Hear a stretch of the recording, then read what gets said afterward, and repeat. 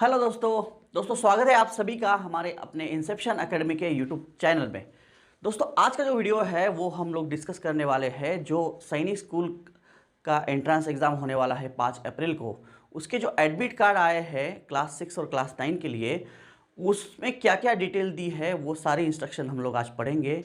उसमें आपको क्या क्या इंपॉर्टेंट डॉक्यूमेंट्स साथ में कैरी करने हैं एग्ज़ाम के टाइम पे, कौन सी चीज़ें आप ले जा सकते हो, ये सारी इंपॉर्टेंट डिस्कशंस हम लोग इस वीडियो में करने वाले हैं। तो दोस्तों आपको वीडियो अंत तक देखना है, पूरी डिटेल में आपको स्टेप बाय स्टेप बताऊंगा। तो अपने वीडियो को करते हैं दोस्तों शुरुआत। उसके पहले दोस्तों अगर आप हमारे चैनल के ऊपर नए हैं तो कृपया हमारे चैनल को सब्सक्राइब कर दीजिए, और दोस्तों बेल आइकॉन को अगर आप प्रेस करते हो तो आपको ऐसे ही कुछ जो स्कूल लेवल की एंट्रेंस एग्ज़ाम होती है, RIMC, RMS, सैनिक स्कूल, नवोदय विद्यालय एक्सेट्रा, ये सारी एग्ज़ाम्स के बारे में नोटिफिकेशन आपको मिलता रहेगा। तो दोस्तों चलो वीडियो को करते हैं शुरुआत। तो सबसे पहले मैं आपको बता दूं आपको क्या करना है, आप खुद भी उस चीज़ को देख सकते हो। अगर आपका बच्चा एग्ज़ाम दे रहा है तो यहाँ पे आपको क्या करना है, यहाँ पे आपको सैनिक स्कूल की जो वेबसाइट है उसको एंटर करना है। अगर आप सैनिक स्कूल एडमिट कार्ड वगैरह ऐसे भी डालते हो तो ये जो पहली NTA एग्ज़ाम की वेबसाइट है, all India Sainik school entrance exam, इसके ऊपर अगर आप क्लिक करते हो तो ये पूरा इंटरफेस, ये वेबसाइट जो है exams.nta.ac.in/ all India Sainik school entrance exam, ये आपको ये इंटरफेस पूरा खुल जाएगा। उसके बाद ये आपको दिखेगा यहाँ पे display of admit cards the all India entrance exam, ये नोटिस जो है वो नोटिस भी जारी की है। और उसके ऊपर जस्ट यहाँ पे अगर देखेंगे आप तो all India Sainik school entrance exam 2025 के click here to download admit card. तो इसके ऊपर क्लिक करने के बाद आपको क्या करना है, आपके सामने ऐसा दिखेगा आपको। यहाँ पे ये इंस्ट्रक्शन पढ़िए, please check your photo, signature and barcode in your admit card. 3 चीज़ें बहुत इंपॉर्टेंट है। एक आपका पासपोर्ट साइज़ फ़ोटो जो आपने अपलोड किया था फॉर्म भरते वक्त, उसके बाद आपकी सिग्नेचर जो है वो सिग्नेचर, पासपोर्ट फ़ोटो, सिग्नेचर, और जो बारकोड दिया है आपके, मैं आपको आगे जाके बताने वाला हूँ, वो बारकोड भी चेक करना है। If any of the photo, signature and barcode is missing kindly री डाउनलोड इट। अगर ये आपने डाउनलोड किया और ये 3 चीज़ें उसके ऊपर आपको नहीं दिखाई दे रही है, photo, passport size photo, signature और बारकोड, तो आपको उस एडमिट कार्ड को फिर से री डाउनलोड करना है। ठीक है, तो आपको क्या करना है डाउनलोड करने के लिए, सबसे पहले तो आप यहाँ पे आपका एप्लीकेशन नंबर डालेंगे। जो फॉर्म भरते वक्त आपका जब फॉर्म सक्सेसफुली सबमिट होता है तो आप एक प्रिंट आउट, आपको एक मैसेज भी आया होगा और एक प्रिंट आउट भी आपने निकाल के रखी होंगी, उसमें से आपको एक एप्लीकेशन नंबर यहाँ पे भरना है। उसके बाद यहाँ पे डे, मंथ और ईयर, इसके फॉर्म में आपको बर्थ डेट बच्चे की आपकी सिलेक्ट करनी है। उसके बाद यहाँ पे एक कैप्चा आप एंटर करोगे, तो उस कैप्चा एंटर करने के बाद और सबमिट कर दिया तो आपके सामने एक एडमिट कार्ड डाउनलोड हो जाएगा। मैंने हमारे एक बच्चे का ऑलरेडी डाउनलोड करके रखा है। हमारी जो एक गर्ल है क्लास 8 में, उसकी मैंने एक सैम्पल के तौर पे आपको दिखाने के लिए मैंने एक एडमिट कार्ड यहाँ पे डाउनलोड करके रखा है दोस्तों। तो इसको आप देख सकते हो। जिन 3 चीज़ों की हम लोग बात कर रहे थे वो है आपकी जो साइन है, ये कैंडिडेट की साइन, कैंडिडेट का फोटोग्राफ और कैंडिडेट के एडमिट कार्ड के ऊपर ये बारकोड नंबर, ये बारकोड, ये 3 चीज़ें बहुत मैंडेटरी है। ये 3 चीज़ें आपके एडमिट कार्ड के ऊपर होनी ही चाहिए। तो दोस्तों समझ लेते हैं स्टेप बाय स्टेप इस चीज़ को। यहाँ पे अगर आप देखते हो स्टेप बाय स्टेप हम लोग इसको समझेंगे। Just wait.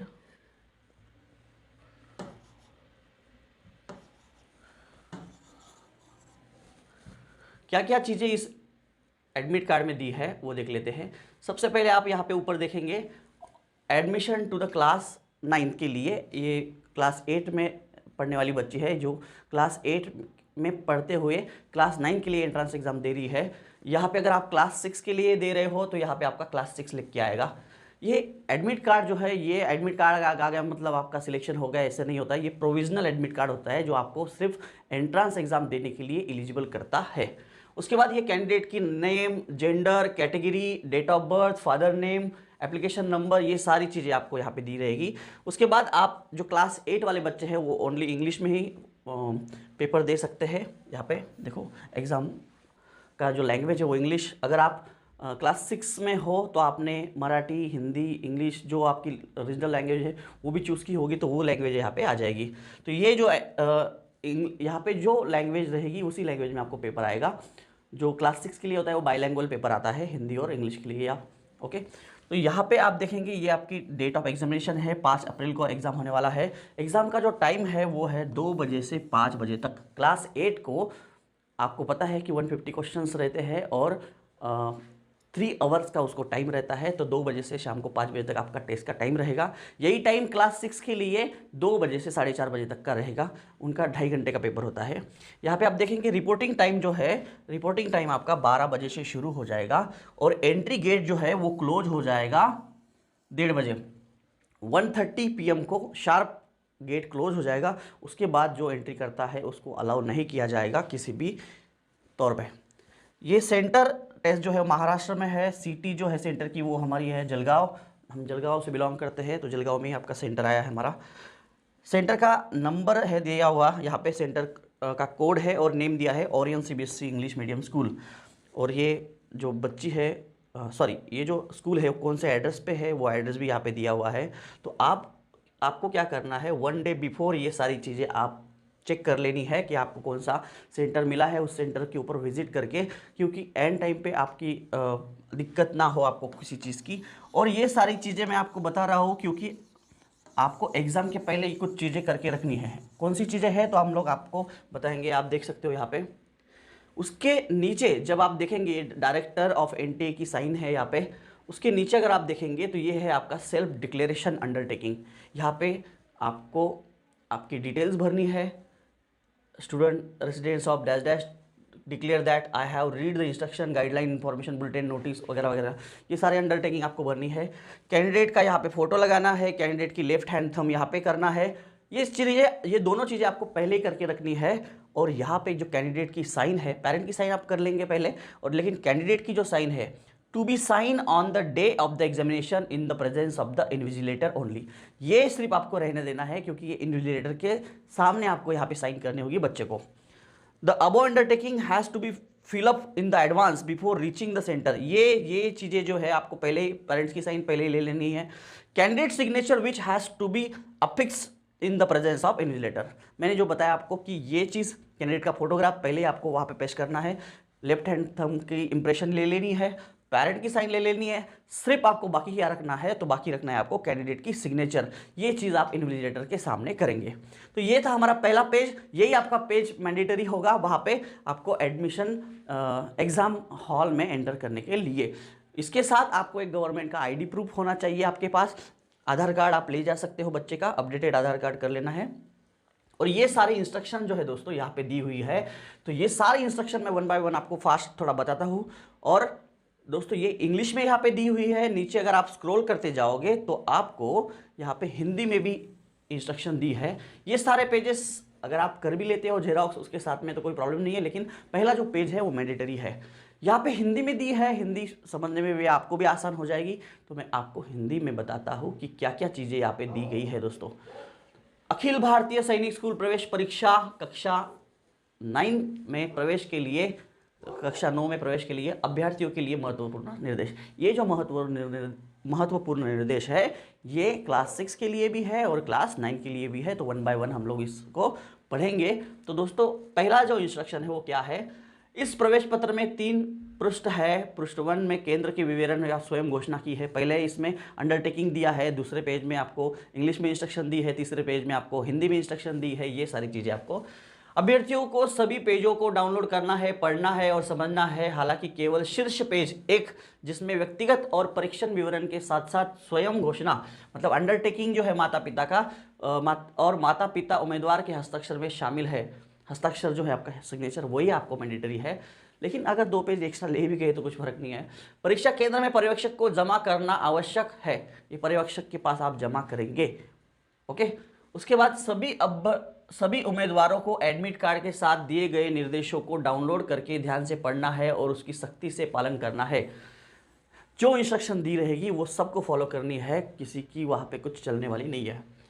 जैसे ही उम्मीदवारों द्वारा एडमिट कार्ड डाउनलोड किया जाता है उन्हें विवरण में सावधानीपूर्वक जांचना होगा और विसंगतियों को यदि कोई उसमें अगर कुछ प्रॉब्लम है, मतलब आपका फ़ोन नंबर गलत है, आपका एप्लीकेशन नंबर गलत आया है, बच्चे के नाम में मिस्टेक आई है, माता पिता के नाम में मिस्टेक आई है, जो भी आपको गलत लगता है उसको आप इस हेल्पलाइन नंबर के ऊपर या फिर इस ईमेल के ऊपर आपको 10 बजे से शाम 5 बजे के जो टाइम होता है, उनका वर्किंग आवर्स होते हैं, उसके बीच में आपको एनटीए को इन्फॉर्म कर देना है। क्यों? क्योंकि आपका जो गलत इन्फॉर्मेशन है उसमें वो करेक्शन करके आपको मेल करेंगे बाद में। और अगर कुछ प्रॉब्लम नहीं है तो कुछ करने की आवश्यकता नहीं है। यहाँ तक कि अगर किसी उम्मीदवार के कई बार आवेदन किया है तो उसमें दी गई व्यक्तिगत और परीक्षा के विवरण अनुसार केवल एक ही एडमिट कार्ड के साथ 2025 में उपस्थित होने वाली अनुमति, और मतलब आप जैसे कोई बच्चा 4th स्टैंडर्ड में भी होता है, 5th में होता है, तो 2 बार कुछ लोग एंट्रेंस एग्जाम देते हैं, तो जो आपको 2025 में आपने भरा है वही चीज़ वहाँ पे एक्सेप्टेबल होगी। एडमिट कार्ड 2025 के बारे में जो आपने भरा है वही चीज़ें वहाँ पे एक्सेप्टेबल होगी। प्रवेश पत्र अंतरिम है जो सूचना बुलेटिन में दी गई पात्रता शर्तों को पूरा करने में अधीन है। एडमिट कार्ड जो है आपका वो अंतरिम रहेगा, बिना एडमिट कार्ड के आपको वहाँ पे प्रवेश नहीं मिलेगा। एडमिट कार्ड आपके पास होना ही चाहिए, और वो चीज़ें जो मैंने आपको बताई उसके ऊपर बारकोड होना चाहिए, कैंडिडेट की साइन होनी चाहिए, पेरेंट की साइन होनी चाहिए, और बच्चे ने वहाँ पे साइन करना है, घर पे नहीं करना है। उसके बाद आपको एक गवर्नमेंट का आईडी कार्ड लेके जाना है साथ में, और उसके साथ साथ क्या क्या चीज़ें आपको लेके जानी है वो भी मैं आपको बताऊंगा। ये सारी चीज़ें आप पढ़ सकते हो खुद भी, अंडरटेकिंग वगैरह सारी चीज़ें हिंदी में दिया है तो कोई भी अंडरस्टैंड कर सकेगा इजीली। उसके साथ जो ये चीज़ें हर बार दी नहीं होती थी, तो बॉटल लेके जाना है कि नहीं, जैसे आरएमएस के पेपर में बॉटल बिटल ये सारी कुछ चीज़ें वहाँ पे अलाउ नहीं की थी। तो यहाँ पे आपको दिखेगा कि दोस्तों देख सकते हो आप, यहाँ पे जो इंस्ट्रक्शन दी है, यहाँ पे अभ्यर्थियों को परीक्षा केंद्र में केवल निम्नलिखित वस्तुएं अपने साथ लेके जाने की अनुमति है। तो कौन कौन सी चीज़ें जो स्टूडेंट है वो अपने साथ लेके जाएगा, तो दोस्तों यहाँ पे आप देखेंगे, जस्ट वेट, आपको एक ट्रांसपेरेंट पानी की बोतल जो है वो अलाउ होगी। जैसे आरएमएस के पेपर में पानी बोतल वगैरह, राइटिंग पैड, ये सारी चीज़ें अलाउ नहीं थी, तो जो ट्रांसफरेबल बोतल होगी वो अभी सैनिक स्कूल के पेपर में आपको अलाउ की जाएगी। उसके बाद एक बॉल पेन आपको लेके जाना है, 2 बॉल पेन लेके जाइए आप साथ में। एनटीए वेबसाइट के ऊपर से जो आपने डाउनलोड किया है, जो मैं आपको ये इंस्ट्रक्शन वाला पेज दिखा रहा हूँ, ये आपका हॉल टिकट, ये आपको डाउनलोड करके लेके जाना है, और वो सारी इन्फॉर्मेशन उसमें भरी हुई चाहिए, जैसे कि आपके लेफ्ट हैंड थंब होना चाहिए, आपके पेरेंट की साइन होनी चाहिए, आपका फोटोग्राफ उसके ऊपर पेस्ट किया होना रहना चाहिए। उसके अलावा अतिरिक्त 2 पासपोर्ट साइज फ़ोटो आपको लेके जानी है। एक तो आपको अटेंडेंस के ऊपर लगेगा, एक अटेंडेंस शीट के ऊपर चिपकाने के लिए, और दूसरा एडमिट कार्ड के पेज के ऊपर चिपकाने के लिए, दोनों 2 पासपोर्ट साइज फ़ोटो साथ में रखनी है। और एक वैध आईडी प्रमाण पत्र, जिसको हम लोग आधार कार्ड बोलेंगे, तो जो छोटे बच्चे हैं उनके पास वैलिड आईडी प्रूफ जो है वो गवर्नमेंट का आधार कार्ड ही होता है मोस्टली, तो आधार कार्ड लेके जाना है। केंद्र पर पहुंचने से पहले उम्मीदवारों को सुपाठ्य लिखावट में स्वयं घोषणा, अंडरटेकिंग वगैरह जो है वो पहले ही आपको भर के लेके जानी है। सिर्फ आप जो साइन रहेगी आपकी सिग्नेचर, वो आपको इन्विजिलेटर के सामने करनी है। बस मैं बार बार यही चीज़ आपको बोल रहा हूँ, ठीक है। तो अभ्यर्थियों को परीक्षा केंद्र में कोई भी निजी सामान ले जाने की अनुमति नहीं है। कोई भी आप पर्सनल पाउच भी ये सारी चीज़ें लेके नहीं जा सकते वहाँ पे। परीक्षा परिसर में निम्नलिखित वस्तुएं प्रतिबंधित है। मोबाइल फ़ोन, ये तो कॉमन चीज़ें हैं, जो भी स्टेशनरी वगैरह चीज़ें रहेगी, जो स्मार्ट गैजेट्स होते हैं, लॉक टेबल वगैरह वगैरह, व्हाइटनर, स्लाइड, ये सारी चीज़ें जो है वो सिर्फ नीले या काले बॉल पेन को छोड़ के बाकी सारी चीज़ें आपको, पर्स, टोपी, चश्मा, जैकेट, भोजन या पेय वगैरह, ये सारी चीज़ें आपको नहीं लेके जानी है साथ में, ठीक है। तो आप हिंदी में इंस्ट्रक्शन दी है, ये सारी चीज़ें आप खुद भी पढ़ सकते हो। प्रश्न पत्रिका जो रहेगी 10 मिनट पहले आपको मिलेगी, सिर्फ आपको इंस्ट्रक्शन पढ़ने के लिए 10 मिनट पहले दी जाएगी। जब बेल होगी तब आपको पेपर खोलना होगा, सील जो रहेगा वो। अभ्यर्थियों को केवल उन्हें जो आपको सीटिंग अरेंजमेंट है वही सीट के ऊपर आपको बैठना है। आपको बैठने के वक्त आपके जो बुकलेट मिलेगी उसके बाद उसके जो पेजेस है वो भी चेक कर लेने हैं आपको, कि भाई बुकलेट के ऊपर जितने नंबर ऑफ पेजेस मेंशन किए हैं वही पेजेस है क्या। आपको जो OMR शीट मिली है उसके ऊपर का जो नंबर है वही नंबर आपको ठीक से चेक कर लेना है। और ABCD से 4 सेट आपको मिलेगी, तो आपको जो सेट मिला है वो देख लेना है आपको। उसके पेजेस वगैरह सारे काउंट करने के बाद आपको पता चलेगा कि अगर उसमें कुछ दिक्कत है तो आप इन्विजिलेटर को बता सकते हैं। उसके बाद ये सारी इंस्ट्रक्शन खुद पढ़ लीजिएगा। रिस्पांस कैसे भरने हैं, करेक्ट आंसर 4 में से एक ही गोला आपको भरना है। 2 गोले भरेंगे तो वो चेक ही नहीं होगा, मैन्युअली चेक नहीं होता है पेपर, मशीन चेक करती है, OMR स्कैनर। तो इसलिए ये गलतियाँ आप अवॉइड करिए जिससे आपका नुकसान हो सके। तो करेक्शन करेक्ट इन्फॉर्मेशन या करेक्ट गोला भरने का ये सही तरीका है, ये सारे गलत तरीके हैं। ये सारी इन्फॉर्मेशन अब तक आप खुद भी पढ़िए। अगर आपके एडमिट कार्ड में या फिर प्रवेश पत्र में अगर कुछ दिक्कत आती है तो आप इस वेबसाइट के ऊपर जाके, इस हेल्पलाइन नंबर के ऊपर जाके या फिर मेल करके उनको इन्फॉर्म कर सकती है, और जो नया एडमिट कार्ड रहेगा वो आप उनसे मंगा सकते हैं करेक्शन करके, ठीक है। तो लास्ट जो नोटिस है वो है कि all India Sainik school entrance exam 2025 के आयोजन के बाद सैनिक स्कूल एवं न्यू सैनिक स्कूल में प्रवेश ऑनलाइन काउंसलिंग के माध्यम से किया जाएगा। एग्जाम देने के बाद जो आपका रिजल्ट आएगा उसका बाद आपका जो एडमिशन है वो काउंसलिंग के थ्रू किया जाता है। काउंसलिंग के वेब पोर्टल का विवरण उम्मीदवारों के पंजीकृत ईमेल आईडी के ऊपर या मोबाइल नंबर के ऊपर सूचित किया जाएगा। आपको ईमेल आया जाएगा, उसकी जो डिटेल्स रहेंगी वो सारी चीज़ें वो पोर्टल के ऊपर आप देखेंगे। ये आपका एप्लीकेशन नंबर है, आपका IP एड्रेस, डेट है, ये सारी चीज़ें वो कुछ काम करने हमारा। तो दोस्तों अगर आप भी सैनिक स्कूल की एग्ज़ाम दे रहे हो तो आपको अभी आप 4-5-6 दिन का आपको टाइम है, तो दोस्तों ठीक से आपकी रिवीजन करिए।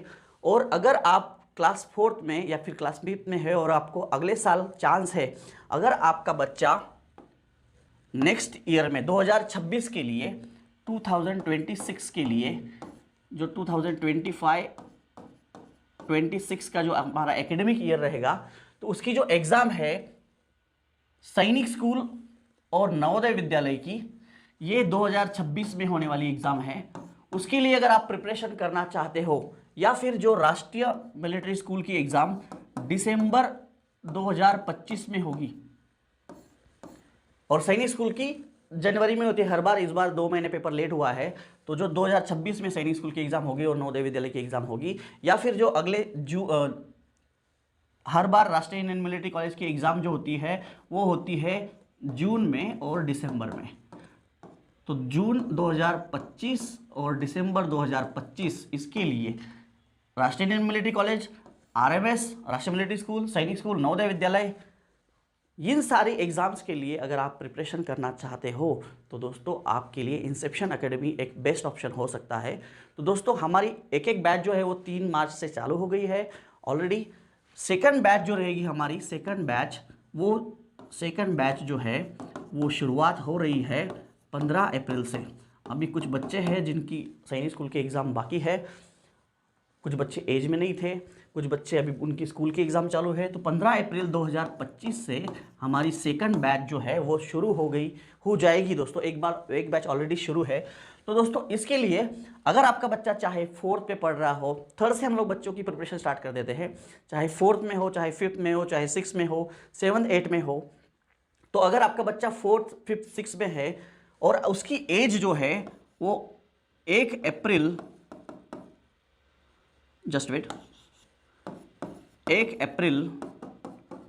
2014 टू 31 मार्च 2016, इसके बीच में, ये 2016,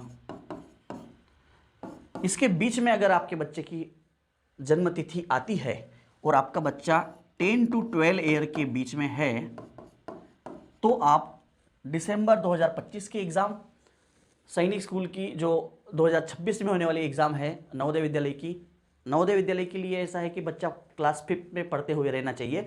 सैनिक और राष्ट्रीय मिलिट्री स्कूल में बच्चा 4th में हो, चाहे 6th में हो, चाहे 5th में हो, तो बच्चा एग्ज़ाम दे सकता है। सिर्फ एज का क्राइटेरिया वहाँ पे काउंट होता है, लेकिन नवोदय विद्यालय के लिए बच्चा 5th क्लास में पढ़ते हुए रहना चाहिए। तो ये सारी जो चीज़ें हैं, सेकंड बैच हमारी 15 अप्रैल से शुरुआत होने वाली है। तो अगर आपका बच्चा क्लास 6 के लिए एंट्रेंस एग्जाम देना चाहता है तो उसकी जन्म तिथि 1 अप्रैल 2014 से 31 मार्च 2016 के बीच में चाहिए। बच्चे की एज जो है वो 10 to 12 ईयर के बीच में चाहिए। यही क्राइटेरिया ये क्लास 6 के लिए है, क्लास 6, और क्लास 9 के लिए डेट यही रहेगी, सिर्फ आपकी जो बच्चे की एज है वो 13 to 15 ईयर के बीच में होनी चाहिए। डेट यही रहेगी।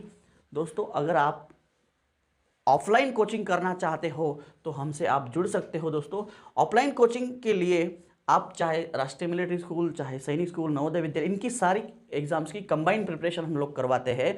जो हमारा क्लास 6 के लिए और क्लास 9 के लिए बैच ऑलरेडी एक बैच शुरू है, दूसरा बैच जो है हमारा 15 अप्रैल से शुरुआत होने वाली है दोस्तों। उसके लिए आप आपके बच्चे के लिए, अगर आप जलगांव सिटी में रहते हो, हमारा जो कोचिंग है वो जलगांव में है, महाराष्ट्र में। अगर आप जलगांव में रहते हो तो आप हमसे, अगर आप फुल टाइम जुड़ना चाहते हो तो आप फुल टाइम भी जुड़ सकते हो। अगर आप डे बोर्डिंग की माध्यम से जुड़ना चाहते हो, बच्चा स्कूल भी करेगा और बच्चा कोचिंग भी करेगा, तो डे बोर्डिंग आपके लिए बेस्ट ऑप्शन रहेगा। अगर आपका बच्चा, आपको आपके बच्चे के लिए फुल टाइम, मतलब उसकी स्कूलिंग भी, उसका सारा जो चीज़ है, कोचिंग भी, ये सारी चीज़ें अगर हमारे यहाँ पे आपको करनी है तो आपको यहाँ पे हॉस्टल की सुविधा उपलब्ध है। हॉस्टल, उसकी कोचिंग, और अगर आप स्कूलिंग भी करवाना चाहते हैं तो उसकी स्कूलिंग भी हमारे यहाँ पे हो जाएगी। उसके साथ साथ हम लोग उसको पूरा स्टडी मटेरियल भी प्रोवाइड करेंगे। और ये बैच जो रहेगी वो 15 अप्रैल से, जब तक आपका सैनिक स्कूल का एग्ज़ाम हो नहीं जाता तब तक आपकी एक बैच रहेगी। अभी इस बार सैनिक स्कूल की एग्ज़ाम अप्रैल में हो रही है, अगली बार अगर अप्रैल में हुई तो अप्रैल तक बैच चलेगा, अगर एग्ज़ाम जनवरी में हुई तो जनवरी तक बैच चलेगा। तो ये सारी चीज़ें, स्कूलिंग, हॉस्टल फैसिलिटी, कोचिंग और स्टडी मटेरियल, ये सारी चीज़ें। और अगर आप हमसे रेसिडेंशियल जुड़ना चाहते हो तो ये रेसिडेंशियल बैच भी हमारा शुरू हो जाएगा। और अगर आप डे बोर्डिंग के साथ जुड़ना चाहते हो, डे बोर्डिंग, तो आप हमसे संपर्क कर सकते हो। नीचे दिए गए जो स्क्रीन के ऊपर नंबर आपको दिखाई दे रहे हैं दोस्तों, उसके ऊपर कांटेक्ट करके, व्हाट्सअप करके आप हमसे जुड़ सकते हो दोस्तों। और अगर आप घर बैठे भी प्रिपरेशन करना चाहते हो तो हमारे चैनल को आप सब्सक्राइब करके रखो। जो कुछ इन्फॉर्मेटिव वीडियोज़ हम लोग आपके लिए बनाएंगे, जो कुछ कंटेंट आपको डालेंगे, उसकी आपको नोटिफिकेशन मिलती रहेगी। चैनल के ऊपर नए हैं तो चैनल को सब्सक्राइब कर दीजिए और दोस्तों बेल आइकन को प्रेस कर दीजिए, क्योंकि आपको हमारी अपकमिंग नोटिफिकेशन मिलती रहेगी। दोस्तों अगर आपके घर में कोई बच्चा ऐसा है जो क्लास अभी 9 में पढ़ रहा है और अगली बार वो क्लास 10th में जाने वाला है 2025-26 की बैच में, तो उसके लिए, अगर वो महाराष्ट्र में रहने वाला है तो उसके लिए एसपीआई की जो एग्ज़ाम है वो एक गोल्डन चांस होता है। एसपीआई क्या है, तो यहाँ पे मराठी में अगर बोलेंगे तो सैनिक सेवा पूर्व प्रशिक्षण संस्था छत्रपति संभाजीनगर बॉयज़ के लिए है और गर्ल्स के लिए नासिक है। तो दोस्तों जब बच्चा क्लास 10 में रहता है तो नवंबर दिसंबर के बाद उसके फॉर्म निकलते हैं। उसकी जो एग्ज़ाम होती है, बोर्ड्स की एग्ज़ाम खत्म होने के बाद अप्रैल में होती है। जैसे इस बार की एग्ज़ाम जो है, जो बच्चे क्लास 10 में पढ़ रहे हैं उसकी भी बैच हमारी शुरू है, तो उसकी एग्ज़ाम होगी 20 अप्रैल को इस बार। अगली बार भी 20 एग्ज़ाम, जब बोर्ड की एग्ज़ाम खत्म होती है उसके बाद उसकी एग्ज़ाम होती है एसपीआई की। उसमें सिलेक्शन होने के बाद, उसका रिटर्न टेस्ट और इंटरव्यू क्रैक करने के बाद, अगर आपका बच्चा सिलेक्ट होता है या फिर बच्ची सिलेक्ट होती है एसपीआई के लिए, तो गवर्नमेंट का इंस्टीट्यूट है एसपीआई। दोस्तों यहाँ पे आपकी 2 साल में 11th-12th साइंस के साथ एनडीए की प्रिपरेशन अच्छे से होती है। अगर आप बाहर कोचिंग करने जाते हो तो आपको बहुत कॉस्टली भी होता है। ये गवर्नमेंट की इंस्टीट्यूट है तो यहाँ पे आपको रिजनेबल फीस में और अच्छा इन्वायरमेंट मिलेगा, तो आप उसके लिए ट्राई कर सकते हो। एसपीआई, अगर आप एनडीए करना चाहते हो तो उसके पहले एसपीआई आपके लिए बेस्ट ऑप्शन रहेगा। वहाँ पे उनका सिलेक्शन जो रेट है वो भी अच्छा खासा रहता है एसपीआई का। तो वो वहाँ पे जो पूरा रूटिंग होता है वो जैसे एनडीए में होता है वैसे ही एनडीए में, एसपीआई में आपको प्रोवाइड किया जाता है। तो दोस्तों इनमें से, मतलब राष्ट्रीय इंडियन मिलिट्री कॉलेज चाहे आरआईएमसी हो जो देहरादून में स्थित है, उसकी भी हर 6 महीने में एग्ज़ाम होती है। राष्ट्रीय मिलिट्री स्कूल जो हर बार दिसंबर में होता है क्लास 6 और क्लास 9 के लिए। एसपीआई जो आप 9 के जब बच्चा 10th में होता है तब दे सकते हो। सैनिक स्कूल, नवोदय विद्यालय, ये तीनों चारों जो एग्ज़ाम है, सैनिक स्कूल, नवोदय विद्यालय, राष्ट्रीय मिलिट्री स्कूल, इनकी साथ साथ आप लोग प्रिपरेशन कर सकते हो। जो बच्चे क्लास 5 में पढ़ रहे हैं उनको महाराष्ट्र गवर्नमेंट की एक स्कॉलरशिप एग्ज़ाम होती है, उसकी भी आप दे सकते हो। तो ये सारी चीज़ें जो है दोस्तों, ये सारी चीज़ें आपको एक ही बैच में मिलेगी। तो दोस्तों अगर आप हमसे जुड़ना चाहते हो तो आपको गर्ल्स और बॉयज़ के लिए हमारे यहाँ पे सेपरेट रेसिडेंशियल हॉस्टल अवेलेबल है। उनकी खाने की अच्छे से हेल्दी फूड उसको अवेलेबल किया जाता है। आप हमसे जुड़ सकते हैं। कल ही रिजल्ट लगा, हमारे 2 बच्चे नवोदय विद्यालय में सिलेक्ट हुए हैं। 10 बच्चे में से 2 बच्चों का रिजल्ट आया है और कुछ बच्चे जो रहेंगे वो 1-1, 2-2 माह से रहे हैं, शायद से उनका सेकंड में जो वेटिंग लिस्ट है उसमें नाम आ सकता है। अभी 5 अप्रैल को जो एग्ज़ाम होने वाला है उसमें भी हमारे बच्चे अच्छा परफॉर्मेंस देने वाले हैं और डेफिनेटली उसका भी रिजल्ट जो है हमारा वो पॉजिटिव आएगा ही। और दोस्तों मिलते हैं ऐसे ही इंटरेस्टिंग वीडियो के माध्यम से अगले वीडियो में, तब तक के लिए जय हिंद।